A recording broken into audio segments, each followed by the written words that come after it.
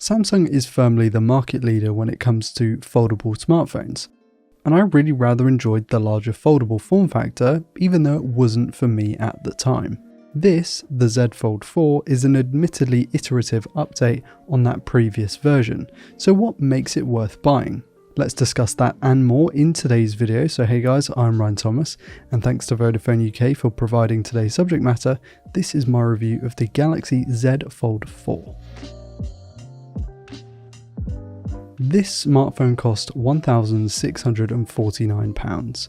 That's the price of a nice gaming PC, or a laptop and console of your choice, or if you're into it, an Xbox One, a PS5, a Switch, and the base model Steam Deck all put together. That is a lot of money to spend on just one smartphone, but admittedly, it does have a lot for a smartphone.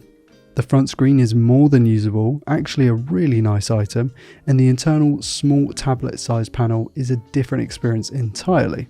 And it's got a pretty big spec sheet as well, it's not all show and no go.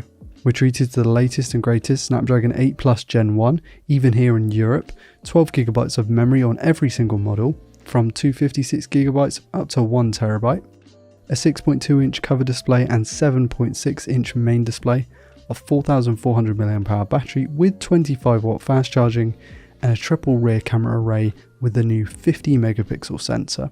That is a packed out set of specifications, even compared to the highest end smartphones on the market, but there are a few compromises.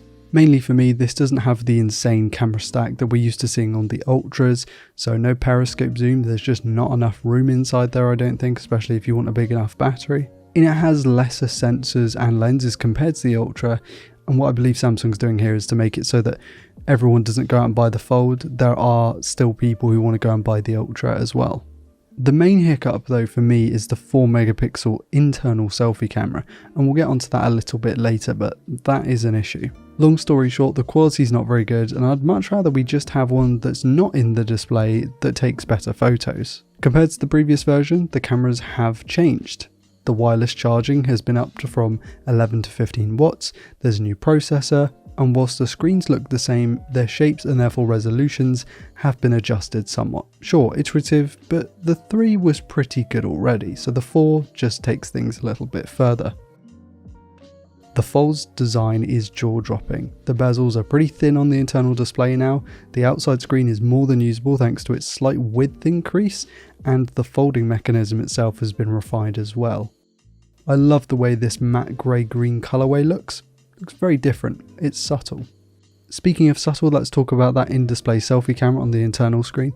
It does look like it's been blended a little bit better in with the pixels that you get on the screen, so it's less noticeable that it's there, but at the same time the quality doesn't seem to have improved, if anything at all, so yeah, again, still a compromise. Something that isn't compromised, however, is the performance. That's right folks, even in Europe we get the Snapdragon 8 Plus Gen 1. It with 12GB of RAM, even driving the inner screen is an absolute delight. I have thoroughly enjoyed playing games on this thing, specifically playing games on this thing, but also watching YouTube videos, just consuming more media on the internal display. It's something that I did a little bit with the Z Fold 3, but the Z Fold 4 I've just given more time, and had a little bit more time as well to play around with the internal screen. It is such a blast. Little tidbit that might not be useful for everyone, but for me it was very useful, is actually using this big screen for schematics and diagrams when I'm doing hardware repairs at work. It's nice to have the bigger screen. I'm surprised it's taken me this long to talk about the displays, but the Z Fold 4 boasts 2 panels, the 6.2-inch roughly 2K panel and the internal 7.6-inch roughly 2K by 2K panel. 2K in the literal sense, not 2K in the 2560 by 1440. Someone's going to clip that, aren't they? There are lots of specs to talk about when it comes to the screens, but the only ones that really matter are that they are both OLED and both 120Hz. These are Samsung guys, come on, the screens here are absolutely phenomenal, they always were going to be. I've watched so much YouTube in the past week because of this large internal panel, it's just been a dream to use. But that's likely helped by the software that helps harness actually having a bigger screen and using more screen real estate. See, the Fold 4 runs software called Android 12L with One UI 4.1.1. Android L is a flavour of Android that, quote, optimises and polishes system UI for large screens. This includes stuff like the dock at the bottom that, similarly to iPadOS, allows you to drag and drop apps for multitasking in a sort of PC-esque way. It also means that when you open the still dumb and broken Instagram app, you can move it to the side that makes sense for you. Come on, Meta. If you can constantly push your annoying reels that just always wind me up, then you definitely have the technology to be able to fix your app for larger displays. Anyway, the Fold 4 should get Android 15L if Samsung's promises and track record are anything to go by, which is a great sign. Even if we get 2 platform upgrades and a further set of system updates, I think that's pretty good. As you guys know, I really like One UI. It's so clean, it looks great, it functions well. Obviously with the Android L, it means that you can make use of that bigger space as well. I just love One UI. Anyway, sorry, Samsung hasn't changed the battery size from last year, but what you do get is a slight wireless charging boost from 11 watts to 15. Battery life is good, it's not amazing, and if you're a heavy user you are going to have to top it up halfway through the day, but for me I got, a full day's use out of it, using probably mostly the outside screen to be honest, with some internal screen usage for watching the odd YouTube video and looking at those schematics that I mentioned earlier. If you're constantly on that internal screen and you've got the brightness all the way up, of course it's going to drain the battery quickly. You just need to kind of find a balance and maybe not use your phone all day. Okay, let's face it, if you want the best of the best camera smartphone, you go out and you buy the S22 Ultra, maybe the Pixel 7 Pro. But if you want a really good camera suite and you're happy not having the best of the best, this is a good step up from the Z Fold 3. Let's quickly rattle off some specs. 50 megapixel main, 12 megapixel ultra wide, 10 megapixel 2.5 times tele, and a 4 megapixel in-display selfie with 10 megapixel real selfie on the outside. I say real selfie, let's quickly address that in-display one. Resolution means nothing here, I'm not fussed that it's only 4 megapixels, whatever.